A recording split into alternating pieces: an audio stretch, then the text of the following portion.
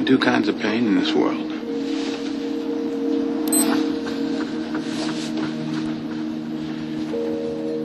Pain that hurts. Pain that alters. Welcome back, everybody. The Stranger Oddities, back with you. And the last radio here. Let me go back and click on it. The last radio that we were doing, and we had some comments and stuff on it. So I want to start by reading those comments. So we had. Let's see here. All right. The last one we had on here was called. That one was. That one was 2 tapes. All right. We had some comments on here that we're going to go ahead and read.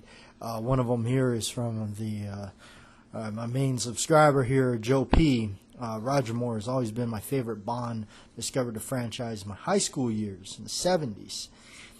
And I saw all the Moore movies in the theater. Wow, that's pretty cool. I like the humor injected into those years. Plus the fact they were a little campy. Plus I like the Bond gadgets and the Bond girl names. Yes, the Bond girl names are always kind of funny.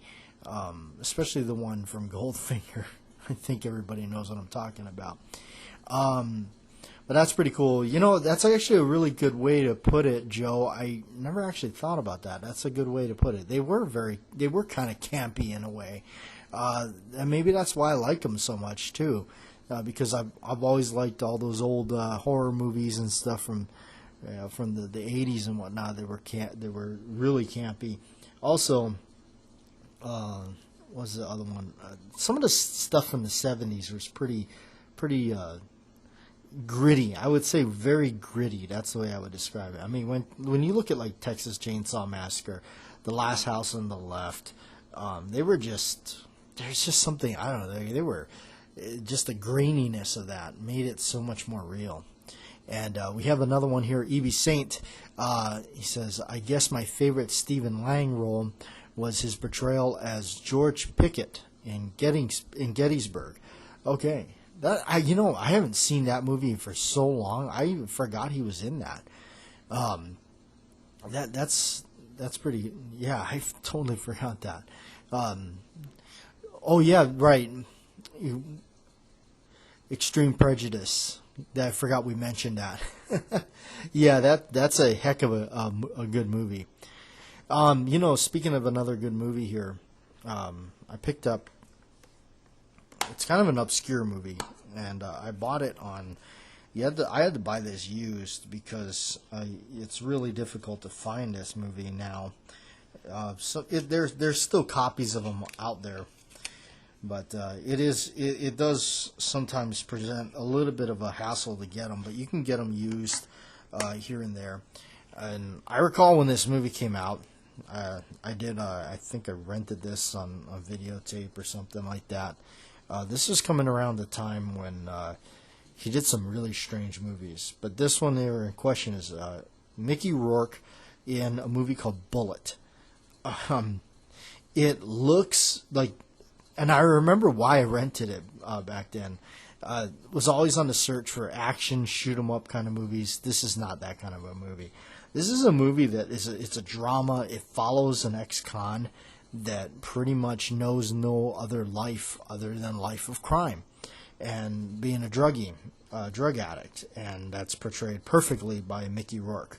It also stars the rapper Tupac Shakur.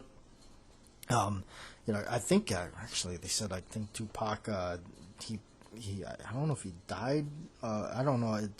This was close to the point where he was murdered in actual life. If you don't know the story behind that and all that, but it's a gritty street movie. It's just basically Mickey Rourke roaming around. I don't know how he really portrayed the character a little too real, to the point where you kind of. If you've known anybody in that kind of world, then it's like it's portrayed quite well. But this one here that I picked up is two versions of it, unrated and rated. Um, you know, I like I said, I recall seeing it. Now, one of the characters that really stand out in this, because there's some other people that star in it, Adrian Brody's in it, also Ted Levine. Ted Levine, man, I cannot speak enough about that guy. What a phenomenal actor. He is a character actor. Most people know him from his portrayal as Buffalo Bill in the Silence of the Lambs. Now, take that movie, his portrayal of in Silence of the Lambs, and then go forward into look at Heat, his portrayal in Heat, where he's a straight stiff cop, really, in it. And in fact, I think this movie came around right at the same time he did Heat as well. I don't know if he did before or after. I think he did this after Heat. But he plays one of the crazy brothers of Mickey Rourke. And he's a Vietnam vet. He's got many screws loose. He's not playing with a full deck at all. Very crazy. And really, towards the end there, you see his character, what he's capable of doing. Throughout the movie, he's in a few scenes throughout the movie, which every scene he's in, he really steals. His performance alone in the movie is worth seeing the movie. But if again, it's a movie just following this character Bullet, which is just basically a career criminal. I'm not trying to say the movie's bad. I do like the movie. I bought it just to refresh seeing it, and it's an interesting story. Sometimes I get hooked into these movies where just the story alone is intriguing. This was one of them. Ted Levine, his character again, it just throughout the whole movie, it's almost like this impending doom of like, man, what's this guy capable of? He's certainly bonkers. What is he going to lose it? Is he, but you finally, in the end, you finally see what he is capable of, aside from all the drama that is surrounding Mickey Rourke's character, Adrian Brody's character. It touches on some really, this movie also touches on some really, you could almost say they're considered sensitive subjects now, but briefly touched on a couple of points in there. And of course, there's just the slang talk that they go back and forth with Mickey Rourke's character and all that. And it's funny is because like later on, like Mickey Rourke is always like, he said, well, Tupac Shakur is my friend and all this, and which, I mean, it could have been. But it's funny is they don't have very many scenes together in the movie. In fact, Tupac has very, very few scenes in the movie. So it's kind of interesting how they list them in the front as like almost like a main character. He's not in the movie all that much. He's in a few scenes, but he's not. You can tell he's not a main character. I mean, his character has point and meaning, but it's just he's not in it a lot. So let's just leave it. Put it that. So, but yeah, I picked that one up because I remember that one from VHS days. So. It's definitely one of those that I would say, if you happen to see it for like $1 or $5, that's worth picking up.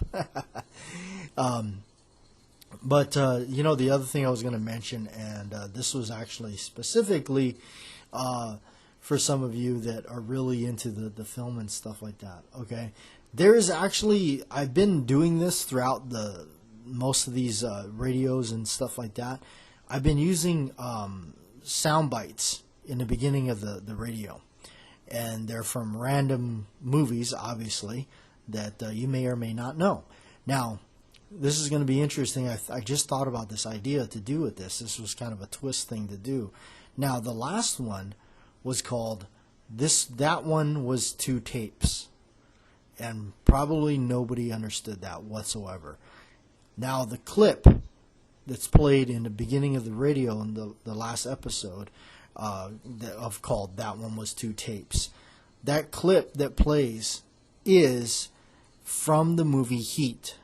Now that is Tom Sizemore's character when they're meeting up and they're trying to decide what they're going to do. They feel like the cops are onto them, what's going to happen, all that stuff. So he says, well, he goes, you're either in or out. De Niro's character says, look, the risk is worth it for me. I'm going to, go a different way and retire after this, blah, blah, blah. The usual, heist groupie talk about thing, powwow, whatever you want to call it. And so Sizemore's character, he says, well, he goes, I'm with you, whatever. And he goes, no, this one you got to make on your own. This is a decision you have to make on your own. And De Niro even tries to talk him out of it. He says, you got a good thing going for you. You got this girl and all that. Just walk away and be happy. And so he's kind of sit there and he mows it over in his head and he says, well, for me, the action is the juice. And that's the scene. Now, why? Now that one was two tapes has something to do with that. That was because back in the VHS days, when I bought that movie originally, it had two tapes. That was a double taper. And for those of you that are VHS kind of guys from back then, that was a thing. Some movies were two VHS tapes. Now that's what that means. So try to guess what this one means. What's the clip in the beginning of this radio? And the title of the show has something to do with the movie it comes from. There you go. So now you got something to think about and roam around with. So, I've always liked Heat. Speaking of Heat, Heat was such a I liked that movie. That was like almost like Pacino's. That was like his. To me that was like his peak of his character. Those characters that he's so well known for playing. And I know people always say, well, he's just the guy that screams and yells all the time. He's just the guy that goes, hoorah! And that's what he does. But there's a scene in it that I really like. And there's a scene where he's trying to track down. Pacino doesn't really have much to go on. He knows that there's going to be some heist, that he's trying to catch these guys.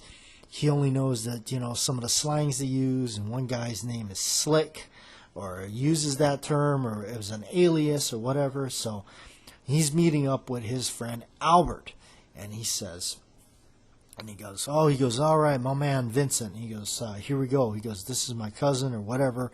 He says, he's got some news for you. So Pacino says, yeah, what do you got? And the guy says, well, he goes, there was this guy that I did, some time with up in the joint, and, I saw him when I was out and about. And I said, hey, what's up? And he says, nothing much, man. And he just let go. He goes, and at that point, he goes, I knew that he had something going down, something big. And yes, Pacino, you can see, goes, wow, that's really great. He looks at him, he goes, Albert, what is wrong with you? Like, you call me down here, and this is, he's like, man, the guy says, you can get killed telling you stuff like this. He goes, you can get killed walking your doggy. And so the guy is sitting there, he goes, man, this is no joke, man. This Slick is for real. And he says, Slick, what does that mean? What are you talking about? He goes, well, that's what he calls people, man, Slick. And tell me about him. Well, he's got a big peacock tattooed right there on his arm. He's about 5'10", real cold stone looking guy. And what's his name? Chirito, man. Michael Chirito. That scene alone is just so neat, the way it's just laid out. Now, Michael Mann, the director, he's really big on sending his actors to like the real thing. Like when the infamous bank robbery heist in that movie, Michael Mann sent these guys, De Niro and all of them, to actual training, and to be able to do that. Michael Mann believes in the fact that, okay, I want these guys to believe they can do this. I want these actors to believe they can actually accomplish this and believe. And he wanted them to truly be in the skin of these characters that they're portraying. And I really think that that's what makes his movies stand out so much. Look at Collateral. He sent Tom Cruise again to do what he does in the movie, and it comes off the screen. I mean, it comes off the screen as a guy that's really well trained, very well rehearsed. You can tell it's just almost mechanical. Like Public Enemies, and even going back further, Thief with James Caan. That was a very orchestrated, all the moves and everything like that, especially the ending when James Caan's going through the house. And he's got that really cool Colt 1911. I think it's like a gold cup or something that he has. A really nice custom, nice 1911 that he's got. So that I think whenever a filmmaker takes the time to do stuff like that, it's always really fascinating to me. So I really like that stuff. Anyway, you know what? Next time around, maybe we'll talk a little bit about some 1911s and stuff like that. So we'll catch you next time.